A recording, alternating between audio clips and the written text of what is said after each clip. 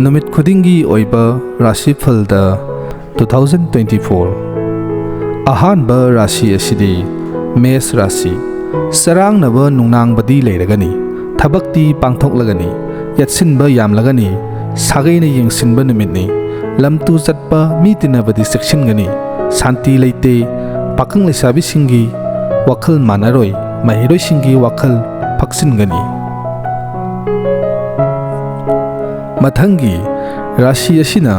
वृष राशि खुदोंसाबा थेंगनाबा पांगथोकनिंगबा पांगथोकपा मकोक ओइबा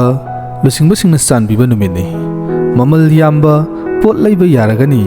इमुंगदा इंगना लैरगनी पाखंग लेसाबिसिंगी होनानिंगनी मथंगी राशि असिना मिथुन राशि असावबा मुक्नबा वारौबा लैरगनी मसिना इसागी ओइजबा मांगहन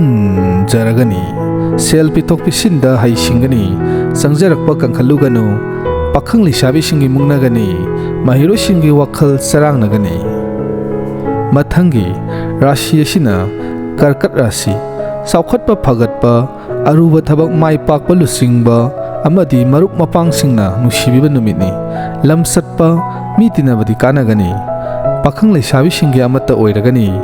महिरोसिंगी बुद्धि सावखतलगनी मथंगी राशि असिना सिंह राशि हक्सांग वखल थबकता अफबा नुमितनी मरुपतगी मतेंग फंगबा अनौबा पोट लैबा याबा अरापा चटपा कानबा इमुंगदा शांति लैबा नुमितनी पाखंग लेसाबिसिंगी वखल सानगनी महिरोसिंगी होनानिंगनी मथंगी राशि असिना कैना राशि थबक थौरम अफबा सौखतपा होनाजमन कानबा फंगबा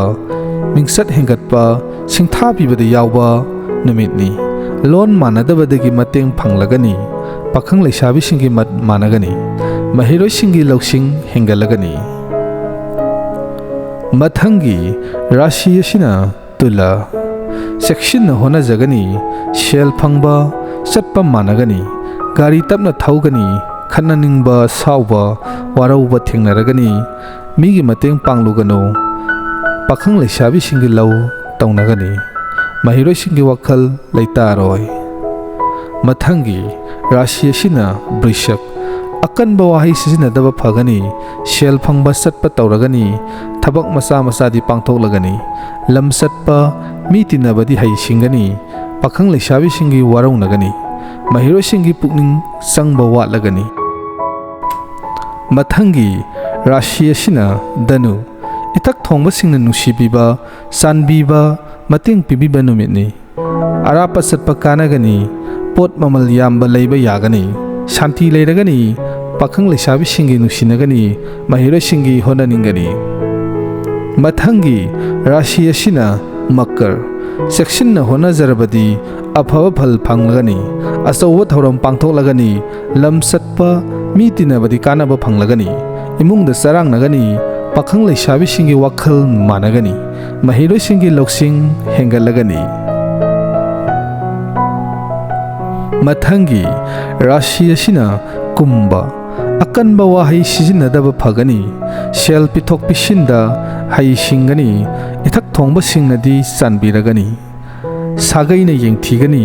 शांति लेते पाखंग लेसाबिसिंगी मत खेनगनी महिरोसिंगी होनानिंगदे मथंगी अरोइबा राशि असिना